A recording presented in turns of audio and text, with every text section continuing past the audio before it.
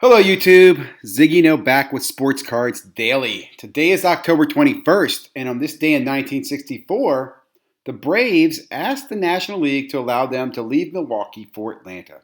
Isn't that very nice of them? And clearly that was allowed because we know them as the Atlanta Braves. Hobby news and chatter. Panini 2021 basketball schedule is out. I'll share that with you and some of my thoughts on that. I'm excited. And I'm glad to see that they're pushing this out to 21 for most of the product.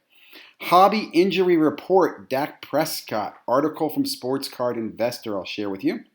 Today, top 20 eBay auctions should be popping out. Love that because, again, I just like seeing what's going on, and it gives you an idea of trends in the hobby as far as vintage or basketball, football. Will we see more Tyler Hero this week? The Hype is out today, Mojo Break. Normally in the afternoons, 5 or 6 East Coast time. Sports Card Live tonight with Jeff Wilson from Sports Card Investor. So I'm super excited about this. I'm a super big fan of both Jeff and Jeremy. And I understand both have been attending the Industry Summit this week virtually and will be commenting about that as well tonight. So really looking forward to the conversations on Sports Cards Live tonight. What did you miss yesterday? Well, Tuesday was actually pretty busy in the hobby content world.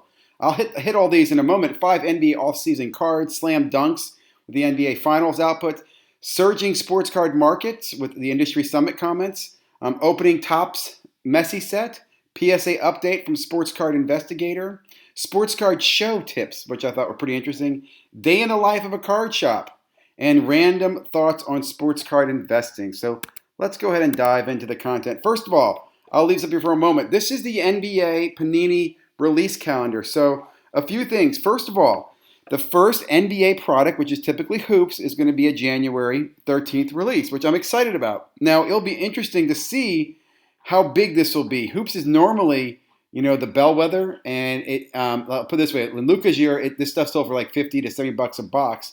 With Zion, I think this stuff was $200 a box. So what will this be in January? Certified, Donruss, Revolution, Absolute. Prism on March 3rd. Very excited about this. Normally Prism's a December product, so it's going to be a March product. It's exciting. Gives some time for retailers to recoup and get ready. Origins, Contenders, that's another one. Crown Royal, Donruss Optic, so I love Optic, which is only a month after Prism, which is cool. Impeccables, Select in May, big fan of Select. Noir, Court Kings, National Treasures in June, which is super cool. And Mosaic in June. So really excited. I want to show you real quickly. That's a short list normally for a season. This doesn't have the draft and the college products, and I'm sure they will add a few. We'll come back and revisit this. I guarantee you, too, you're going to see a lot of different variations of these products, right? Lots of Hoops variations and Origins and Prisms and all the other stuff. But I do like the list we're seeing. So anyway, let's move on.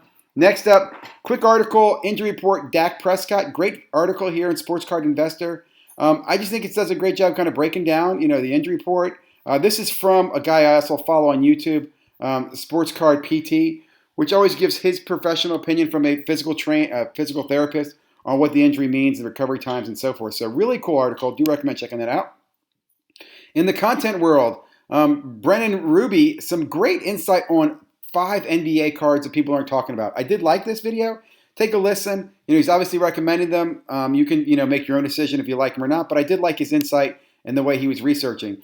I also like Sam Dunk's, his Tuesday reports. This is a great one after the finals. Talks about cards and their prices and where they are. And again, I like a lot of things he makes comments on. I agree with his comments here that Jimmy Butler's probably seen the peak of his career in that finals game. Like, is he likely to go back to the finals again next year? And a year after that, probably not, right? But still, amazing guy, and thoughts on whether you want to buy, sell, or hold him. Another great video. This is from Sports Card Live. So Jeremy was attending the summit, and he shared this nice little collaborative conversation between these 4 gentlemen. And without going all the names, but Josh was from StockX. He's left StockX. Ken Golden runs the auctions. I forget where the other dude is from, Sports. And then Ray was obviously the host. But great conversation and insight. And I want to thank Jeremy for sharing this with us. So I do recommend taking a look at that. If you get a chance, check that out. And like I said, they'll be talking about the summit tomorrow night, or tonight, actually, live. Opening Topps Design by Messi curated set. So real quickly, I'll just mention, I never even saw this set for sale on the Topps site. I did buy the Ronaldo set, and I finally got mine. I have not opened it. I do think these might be European modeled sets, because this set's €10. I don't believe there's any auto capability. And I will say he goes through the set. I'm glad he did. It doesn't look like anything I would be interested in. But I'd love your thoughts. And it does look like you can still get this set for $10, this Messi set, which surprises me that it'd still be available, which might be a good reason why not to get the set. But anyway, I really enjoyed London Cards and him breaking down soccer for me. Next up was Sports Card Investigator. Let's just move a little bit forward here. I don't like that. Looks like he's half, his eyes are closed there, and a DA man would never do that. So love these Investigator reports. This one's on PSA and thinking about what you should and shouldn't be grading, right? Which I totally agree with him. But I also say this, it always seems like people are always grading base cards because the guys who grade the base cards seem to make the most money off of it. Next up, great video from SGC Investor. He talks a little bit about visiting some of the local shows. He went to 2 shows in the southeast of the United States, talks about some of the conversations he had, the deals he had. He makes some conversations that I thought a lot of the raw that he saw looked like it had already been, kind of combed through. He did make some tips on how he did find some good raw. But again, great video, really good insight on sports card show tips, which I'm looking forward to going to a show again. Another great video from Card Collector 2, Day in the Life of. Again, really enjoy these. Just getting his perspective, understand the hustle. Makes you want to be a sports card owner, but at the same time I realize everybody can't, and there's a lot going on in this. But I will say, if your job is something you love, man, you're a very fortunate person, and you can tell he loves his job. Really enjoy it. Lastly, random thoughts from Northeast Ohio Sports Card on the hobby, some of his rules and so forth. I will say it's interesting. I don't necessarily agree with some of the stuff he brought up. I just think it's a different perspective, which was cool to get his perspective.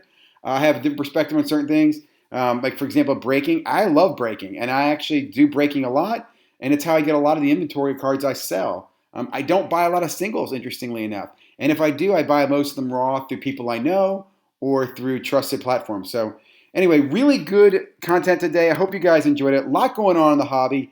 Busy day. Like I said, definitely check out the top 20. Check out the hype today. And definitely, I will be in the chat for Sports Card Live with Jeff tonight.